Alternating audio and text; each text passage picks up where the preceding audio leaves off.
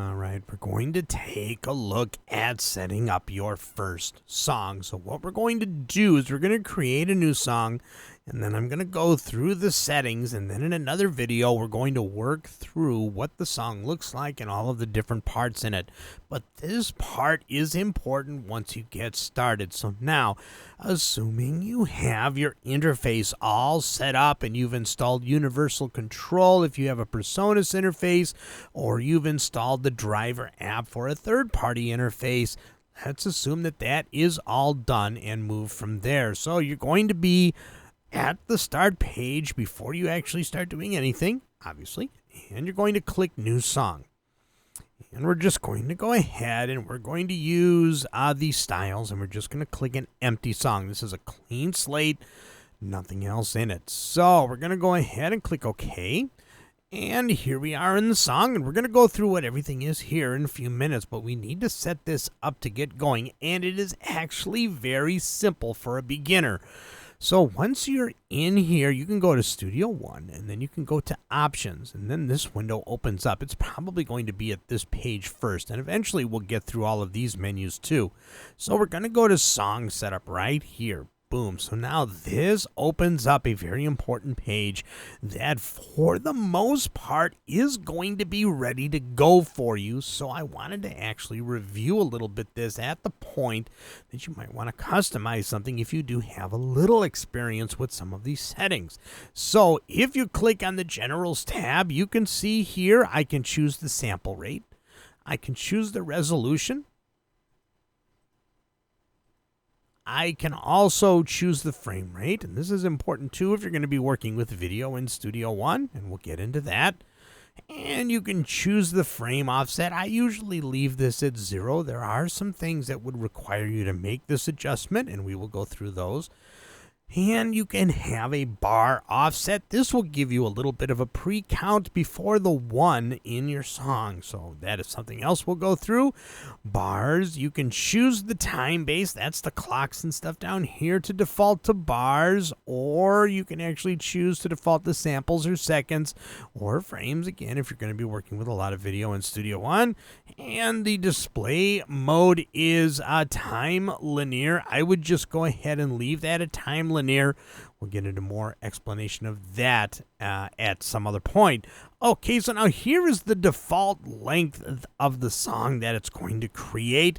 It's about a 5-minute long song, so it's going to give you some points here and here as far as, I think this is the number of bars. What if I change this to seconds? Yeah, there we go. You change that to seconds, and now you can see that the song starts at 0 and it goes to 5 minutes. Now, this is important.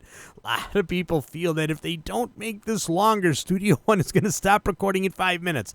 That's actually not the case. It's not going to do that. But if you feel like you're going to do like a 10-minute song, feel free to roll your mouse wheel up and down over this to change its length, or just leave it as it is. And then of course you have the creator. That's a default. You can't change that. And then you have the generator, which gives you the information of what the song was created in. So if you open up an older song and you open up this page, it's going to tell you what version of Studio One it was created in. Okay, so then 2 of the settings that I think, especially for beginners, are just good to set right out of the blocks. Make sure that the stretch audio files to song tempo is activated, and then include effects when updating mastering files. Make sure that those are checked. And actually, when we get into time stretching and things like that with loops that have tempo data written to them, we'll go into this setting here, and we'll show you when to change it and when not to. And then we'll do the same thing with the effects when updating mastering files, and that's when we get to the project page. So there you have it. That is the song setup for tab number 1. Tab number 2, here is the artist information. I'm going to choose no here. So here is the artist information. This is meta information for this particular song. If you change and update this here for this song, it will not update with what's on the start page. If you remember, in the start page video, I said that the default pictures that you see on the start page is what will be listed when you create your MP3s if you don't change the artist information. Let's go back to here, go to Studio One, go to Options, and go to Song Setup, and there we go. So if you don't change this, what's on the start page will be in your file. If you change anything here, it will overwrite what is in the file, but only for this song. Important to understand that, of course. And then you have the ability to actually pop up song information if you send the full Studio One song to somebody and they open it up in their version of Studio One. And you have the ability to show copyright information if you populate those fields. Okay, so that is the meta information. So now we have the other part of this. This is the real important one. If you remember our list, it is the inputs and output settings for this song. Now remember, any changes you make to this are unique to this song unless you make it a default. So you can see here, I already have my 1824 set up for inputs 1 through 8, and then I have a couple of other options reusing these channels for stereo inputs.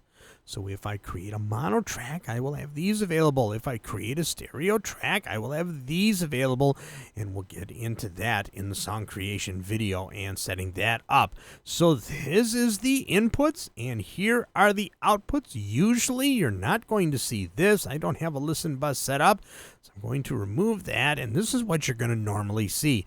You are going to normally see here, you've got your line out selections here for what your speakers are hooked into your interface, and you can select what outputs that Studio One sends to in each song independently. So if you have multiple output selection, you have one song that's going out of your main speakers, you have another song that's going out of a different set of speakers.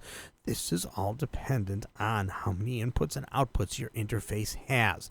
So the thing to remember is that the list across the top is your available hardware inputs and hardware outputs. The list on the left is anything that you want to connect virtually within Studio One.